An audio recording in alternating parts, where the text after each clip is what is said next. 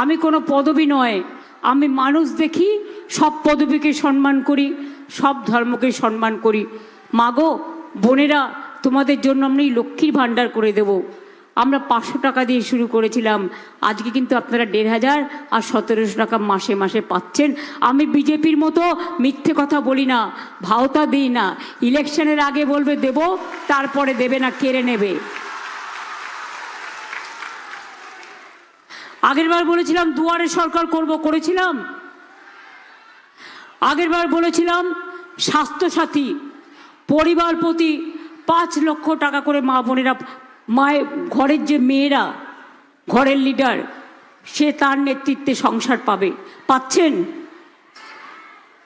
কন্যাশ্রী হচ্ছে, শিক্ষাশ্রী হচ্ছে, ঐক্যশ্রী হচ্ছে, মেধাশ্রী হচ্ছে, রূপশ্রী হচ্ছে, বিনা পয়সায় বাচ্চারা মিড ডে মিল পাচ্ছে, স্কুলের জুতো পাচ্ছে, স্কুলের জামা পাচ্ছে, বইপত্র পাচ্ছে। বিয়েতে অসুবিধা হলেও 25,000 টাকা রূপশ্রী আছে, আপনারা জানেন। আপনারা জানেন আমি বীরভূম জেলা থেকে একবার পানাগড় যাচ্ছিলাম, যেতে যেতে দেখলাম আউসগ্রামের রাস্তার ধারে কিছু বাচ্চা একটা স্কুলে দাঁড়িয়ে আছে। আমি দেখলাম ওদের কারো পায়ে জুতো নেই। আমি জিজ্ঞেস করলাম, বাবু তোদের পায়ে জুতো নেই কেন রে? ওরা আমাকে বলল, আমাদের তো জুতো নেই। আমি তখনই ফোন করে এডুকেশন মিনিস্টারকে বললাম, এবার থেকে সব বাচ্চাদের জুতো দেওয়া হবে, জামা দেওয়া হবে, বই দেওয়া হবে, ব্যাগ দেওয়া হবে বিনা পয়সায়। সেদিন থেকে আমার এটা কল্পনা, এটা আমাকে আউসগ্রামের একটি বাচ্চা শিখিয়েছিল। সে হয়তো এখন বড় হয়ে গেছে, তারা বড় হয়ে গেছে, বড় হোক ভালো হোক, এটা তো আমি নিশ্চয়ই চাই। মনে রাখবেন, আমি ঝাড়গ্রামের রাস্তায় যেতে যেতে একটি ছেলে আমাকে বলেছিল, কি বলেছিল? দিদি শুধু মেয়েরা সাইকেল পাবে, ছেলেরা পাবে না? আমি বললাম এতে যুক্তিযুক্ত। আমি বললাম ক্লাস 9-এ উঠলে সব সরকারি স্কুলের ছেলে মেয়েরা সাইকেল পাবে বিনা পয়সায়। আমি জানি অনেক ছেলে মেয়েরা উচ্চ ক্লাসে এখন পড়ছে, স্কলারশিপ পেয়ে। কন্যাশ্রী এগিয়ে যাচ্ছে, শিক্ষাশ্রী এগিয়ে যাচ্ছে, ঐক্যশ্রী এগিয়ে যাচ্ছে, মেধাশ্রী এগিয়ে যাচ্ছে।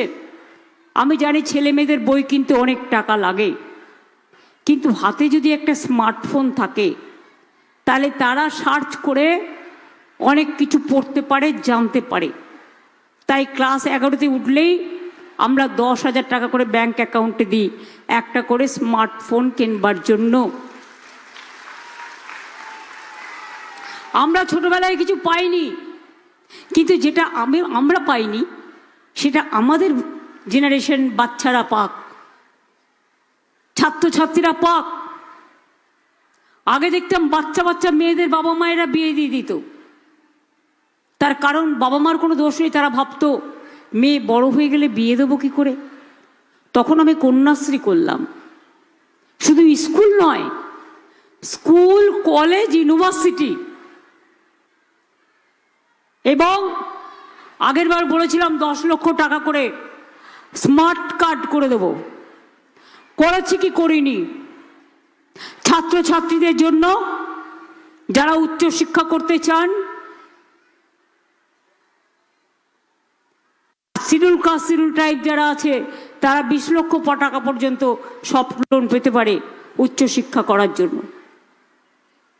আজকে মনে রাখবেন, আমাদের বাংলা থেকে 28 জন, কেউ আইএস, কেউ আইপিএস, সব হয়েছে। কেন জানেন? আমরা বিনা পয়সায় ট্রেনিং দিই। আর আমরা সত্যেন্দ্রনাথ ঠাকুর ইনস্টিটিউট করেছি কলকাতায়, সেখান থেকে বেরিয়েছে।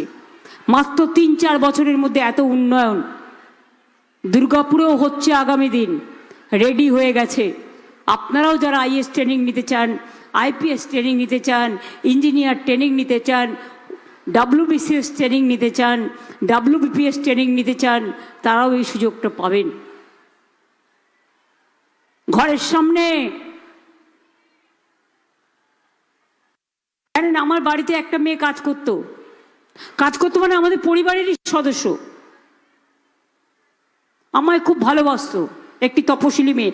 আমি অনেক তপশিলি মেয়েকে মানুষ করেছি, বিয়ে দিয়েছি, এখনো আমার সাথে থাকে, কোনোদিন ওরা আমাকে ছেড়ে যায়নি।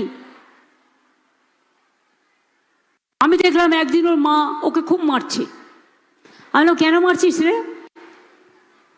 বলছে গ্র্যাজুয়েশন করবে না, ও ফ্যাশন ডিজাইন করবে। তাই বললাম, তোর আপত্তির কি আছে? এটা ওদের স্বাধীনতা, ওরা কি করবে। ফ্যাশন ডিজাইন তো ভালো চলছে, কি অসুবিধা আছে? জানেন, এইসব ভেবে আমি দুর্গাপুরে আহরণ তৈরি করলাম, যেখানে ফ্যাশন ডিজাইনারদের ট্রেনিং দেওয়া হয়, তাদের কোর্স আছে। আমাকে তখনই কয়েকজন বললো অফিসারদের, তাহলে এদের জন্য জয়েন্ট এন্ট্রেন্স হবে। আমি বললাম, হ্যাঁ, সবই যারা 90% পায় তারা পাবে, তাহলে সাধারণগুলো আর কিচ্ছু পাবে না, এরা শুধু ঘুরে ঘুরে বেড়াবে। তখন আমি বললাম, ওসব হবে না, ফার্স্ট কাম ফার্স্ট সার্ভ করে সাধারণ মধ্যবিত্ত তাদের চান্স দাও। জানেন, যে মেয়েটিকে মারছিল সেই মেয়েটি এখন আমেরিকায় শিকাগোতে একটি হোটেলে কাজ করে, বড় হোটেলে। এই কথাটি বললাম এই কারণে, জীবনে কোনো কিছু ছোট নয়, জীবনটা আমাকে অনেক শিখিয়েছে। আর আমি রাস্তা দিয়ে যেতে যেতে এই বুদ্ধিটা সবার কাছ থেকে পেয়েছি। লক্ষ্মীর ভাণ্ডার কেন করেছিলাম জানেন? আজকে একটু অন্য কথায় আসি। নোটবন্দি যখন হলো, মেয়েরা কিছু টাকা সঞ্চয় করে রাখে, লুকিয়ে রাখে, বাজার থেকে কেটে, স্বামীর থেকে রেখে, পরে বিপদ হলে ঘরে বের করে, অতিথি আসলে বের করে, আত্মীয় স্বজন আসলে বের করে। কিন্তু নোটবন্দি যখন হলো, সবার টাকা নিয়ে নিল, সব টাকা ফেরত দিতে হলো, বলল পুরনো টাকা আর চলবে না। এবার কি হলো, রাতারাতি মানুষের ঘন অন্ধকার নেমে এলো। তখন আমি ভাবলাম, মেয়েদের জন্য কিছু করা উচিত। আমরা বাংলায় প্রথম চিন্তা করেছিলাম এবং লক্ষ্মীর ভাণ্ডার করেছিলাম।